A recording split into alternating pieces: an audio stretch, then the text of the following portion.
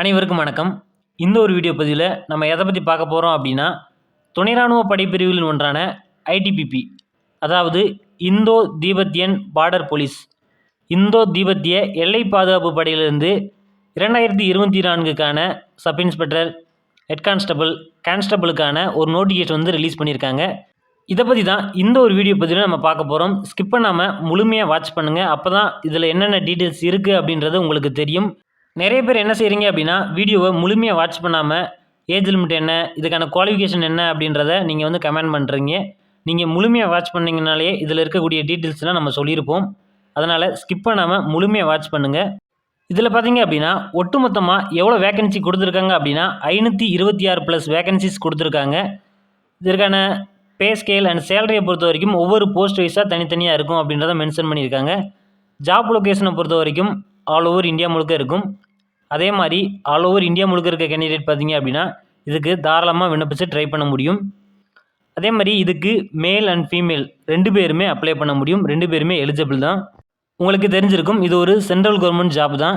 இதுக்கான application last டேட்டை பொறுத்த வரைக்கும் 14 டிசம்பர் 2024 வரைக்கும் இந்த ஒரு அப்ளிகேஷன் கரண்ட்டில் ஓப்பனாக இருக்கும் அப்படின்ற மாதிரி. இதுக்கு நீங்கள் எப்படி அப்ளை பண்ண முடியும் அப்படின்னா, ஆன்லைன் மூலமாக மட்டும்தான் நீங்கள் வந்து அப்ளை பண்ணுற மாதிரி இருக்கும்.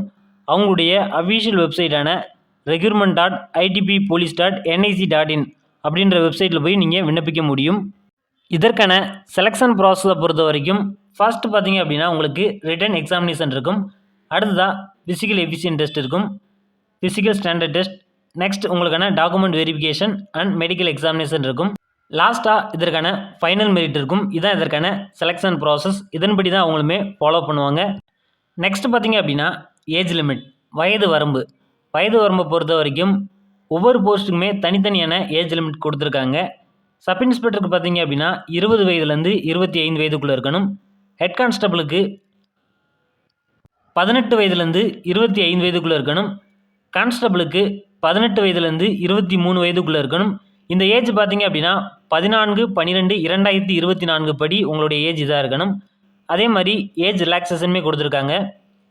எஸ்சி எஸ்டி கேண்டிடேட்டுக்கு 5 இயர்ஸ் ரிலாக்ஸேஷனும், ஓபிசி கேட்டகரியில் இருக்கவங்களுக்கு 3 இயர்ஸ் ரிலாக்ஸேஷனும் கொடுத்துருக்காங்க. உங்களுக்கு ஒருவேளை ஏஜ் பாராயிடுச்சு அப்படின்னா இந்த ஒரு ரிலாக்ஸேஷனை யூஸ் பண்ணிக்கிற முடியும். நெக்ஸ்ட் பார்த்தீங்க அப்படின்னா போஸ்ட் வைஸான வேக்கன்சி, அதற்கான குவாலிஃபிகேஷன் என்ன அப்படின்றத பார்க்கலாம். சப் இன்ஸ்பெக்டர் டெலிகாம், இதுக்கு பார்த்தீங்க அப்படின்னா எவ்வளோ வேகன்சி கொடுத்துருக்காங்க அப்படின்னா 92 வேகன்சி வந்து கொடுத்துருக்காங்க. இதற்கான குவாலிஃபிகேஷனை பொறுத்த வரைக்கும் பிஎஸ்சி, பிடெக், பிஜியை நீங்கள் கம்ப்ளீட் பண்ணியிருந்தீங்க அப்படின்னா இதுக்கு எலிஜிபிள்.